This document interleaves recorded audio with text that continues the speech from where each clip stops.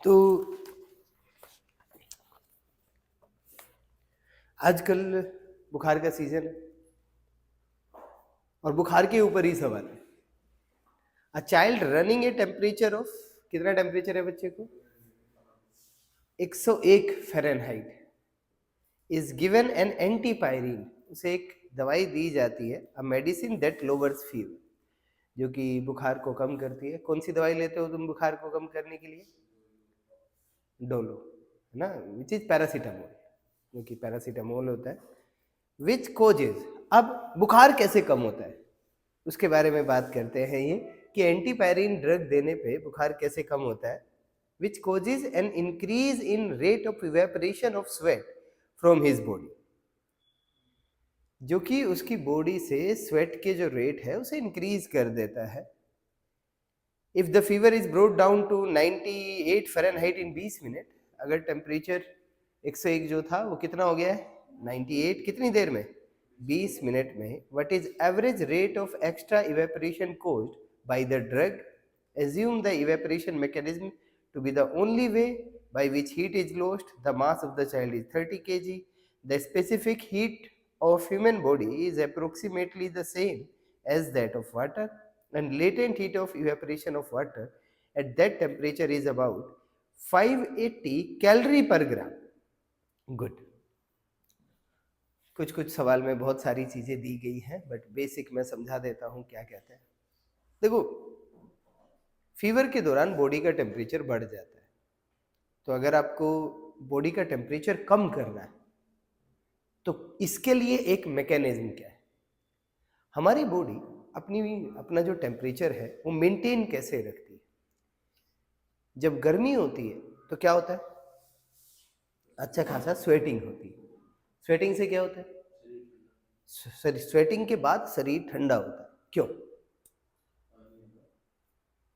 तो स्वेटिंग के बाद स्वेटिंग के बाद अपने को ठंडा फील क्यों होता है?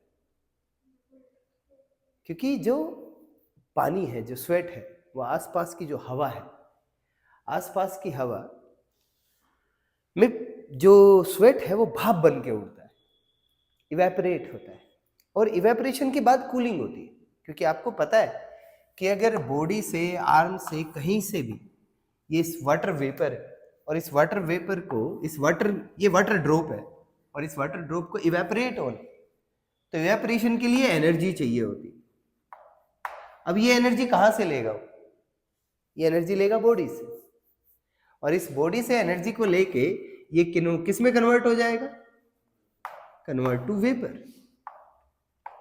तो जब बॉडी स्वेट करती है तो स्वेट करने के बाद वो स्वेट आसपास की हवा में इवेपोरेट होता है, और इवेपोरेशन के लिए जो हीट चाहिए वो कहाँ से लेता है?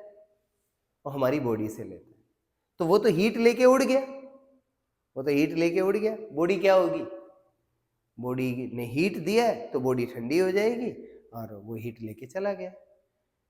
और क्या होता है कि जैसे जैसे आप, बढ़िया गर्मी हो रही है, स्वेटिंग हो रही है बुरे तरीके से, पर वो स्वेट अगर इवेपोरेट नहीं हो पा रहा, आसपास की हवा सैचुरेट हो गई, तो फिर आपको स्वेटिंग होने के बाद भी बॉडी को ठंडा फील नहीं होता। बट उसी टाइम पे अगर आप पंखा चला दो, तो पसीने में जब पंखा चलाते हैं तो कितना ठंडा ठंडा फील होता है। बढ़िया पसीने आ रहे हैं और एकदम से पंखा चलता है तो ऐसा ऐसे ठंडा ठंडा फील होता है। उसका रीजन यही है कि पंखा चलाते ही आसपास की हवा जो है, जो सैचुरेट हो गई थी पसीना आके, वो हवा हट जाती है, और जैसे वो हवा हटेगी तो इवेपोरेशन होगा, बहुत तेजी से इवेपोरेशन होगा, और आपको ठंडा ठंडा फील होगा। इवेपोरेशन के लिए जो एनर्जी चाहिए वो आपकी बॉडी से ली जाएगी, जिसकी वजह से आपको ठंडा ठंडा फील होगा। तो जो एंटीपायरिन ड्रग होती है, जो ये दवाई होती है जो बुखार उतारने के काम आती है, वो दवाई क्या करती है? वो दवाई जो स्वेट कराने वाली, हमारे अंदर कोई हार्मोन होता होगा, बायो वाले अच्छा बता पाएंगे, जो स्वेट कराने वाला हार्मोन होता होगा उसे मोटिवेट करते कि भैया और स्वेटिंग करो। जितनी ज़्यादा स्वेटिंग होगी उतना ज़्यादा इवेपोरेशंस होंगे, और जितना ज़्यादा बॉडी से इवेपोरेशन होंगे उतना बॉडी का टेम्परेचर क्या होगा? कम होगा। तो वो इस बेसिक मैकेनिज्म को यूज करते हैं बुखार उतारने के लिए, कि आपकी बॉडी से क्या कराया जाए? एक्स्ट्रा इवेपोरेशन कराया जाए, जिससे कि बॉडी का टेम्परेचर क्या हो जाए? कम हो जाए। देखा भी होगा आपने, पसीना आ गया तो बुखार उतर जाएगा, दवाई लेते ही लोग ये कहते हैं कि पसीना आ जाएगा, और जैसे ही पसीना आएगा तो बुखार उतर जाएगा, क्योंकि एक्स्ट्रा स्वेटिंग जो है वो होएगी और धीरे धीरे जो टेम्परेचर है बॉडी का वो कम हो जाएगा। इस तरीके से एंटीपायरिन ड्रग काम करती है। अब सवाल क्या कहता है, सवाल ये कहता है कि एक बच्चा है और बच्चे को कितना बुखार, बच्चा है, मास कितना गिवन है, 30 kg गिवन है, और जो इनिशियल टेम्परेचर है बॉडी का वो कितना है, 101 फ़ारेनहाइट है। फाइनल टेम्परेचर कितना चाहिए अपने को, 98 फ़ारेनहाइट फाइनल टेम्परेचर होना चाहिए बॉडी का। और स्पेसिफिक हीट कितना दिया हुआ है, specific heat of human body इन्होंने कहा है इतना, मान लो जितना कितना किसका होता है, पानी का होता है, तो पानी का कितना होता है 4186 जूल पर केजी केल्विन। तो ये वाला temperature 101 Fahrenheit, T2 is 98 Fahrenheit, और इस फ़ारेनहाइट को अपने को किस में बदलना पड़ेगा, डिग्री सेल्सियस में बदलना पड़ेगा, 98 फ़ारेनहाइट, ताकि सारी, क्योंकि ये जो स्पेसिफिक हीट कैपेसिटी है ये डिग्री सेल्सियस, ये केजी केल्विन में, तो अगर इसे आप T1 और T2 को भी फ़ारेनहाइट में दिया है, डिग्री सेल्सियस में बदलेंगे, तो heat taken from body to lower temperature, कितनी हीट, फॉर्मूला है Q equal to MS delta T, mass पता है कितना है 30 है, S कितना है 4186, डेल्टा T आप कैलकुलेट करें, ये किस में गिवन है, डेल्टा T वैसे तो 3 आएगा, पर 3 किस में आएगा, फ़ारेनहाइट में। आपको डिग्री सेल्सियस में देखना है what will be delta T, कि change in temperature degree Celsius में कितना आएगा या केल्विन में कितना आएगा, वो आपको यहां लिखना है। This is heat taken from body to lower the temperature. अब ये हीट ली किसने, ये हीट लिया किसने, ये हीट लिया स्वेट ने, और वो स्वेट क्या हुआ है, इवेपोरेट हुआ है। तो heat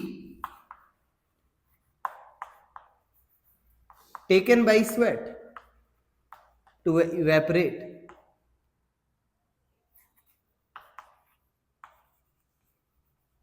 and that is equal to Q बराबर, स्वेट इवेपोरेट हुआ है तो Q फेज चेंज हुआ है ना, लिक्विड से वेपर में कन्वर्ट हुआ है, तो कितना M इंटू L, M वो मास है स्वेट का जो इवेपोरेट हुआ होगा, और L क्या है लेटेंट हीट, तो Q is equal to M into L। Latent heat कितनी गिवन है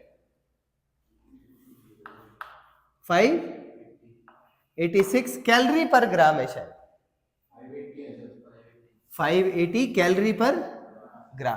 कैलोरी को जूल में बदल लेंगे, कितने से मल्टीप्लाई करके 4186, और ग्राम को किलोग्राम में बदलेंगे तो कितने की मल्टीप्लाई कर देंगे 1000। इतनी हीट लिया होगा स्वेट ने इवेपोरेट होने के लिए।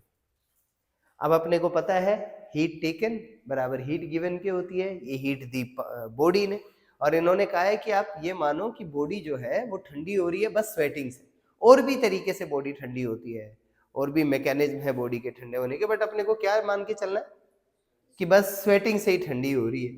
तो उस टाइम पे this Q and this Q should be equal, और जैसे ये दोनों के दोनों Q बराबर होंगे तो क्या होगा, जैसे ये दोनों के दोनों Q बराबर होंगे तो M into 580 into 4.16 into 1000 will be equal to MS delta T, 30 into 4186 into delta T, और डेल्टा T आप किस में निकालोगे, केल्विन को डिग्री सेल्सियस में बदल के लिख दोगे। यहां से क्या मिल जाएगा, मास, कितना पसीना इवेपोरेट हुआ होगा, कितनी देर तक इवेपोरेशन हुआ है 20 मिनट। तो रेट ऑफ इवेपोरेशन जो आएगा that will be equal to mass upon time, mass यहां से निकलेगा और टाइम का भाग लगा दोगे, 20 मिनट को किस में बदल लोगे सेकंड में, इतने kg पर सेकंड रेट ऑफ इवेपोरेशन होगा।